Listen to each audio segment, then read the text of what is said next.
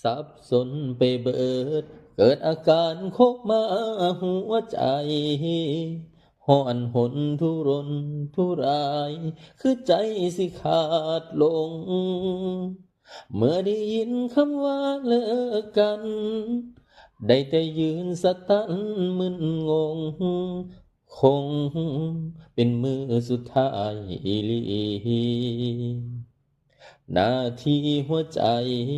อายกำลังสิจบเมื่อหากเขาพบทางตันที่มันสิ้นสุดหยุดเอาไว้ตรงนี้ทั้งที่ใจหักเธอที่สุด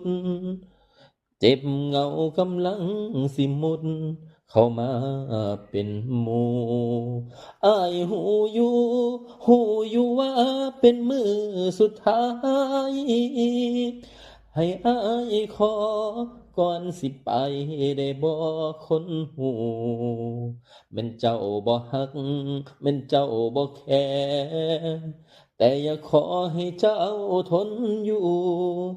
ทั้งที่หูว่าเป็นมือสุดท้ายก่อนสิไปให้หูเอาไว้คนดีใจดวงนี้มีแต่เจ้าที่เป็นแฟนอายเจ้าบ่อยู่แม่นอายสิอยู่บ่มีความหมาย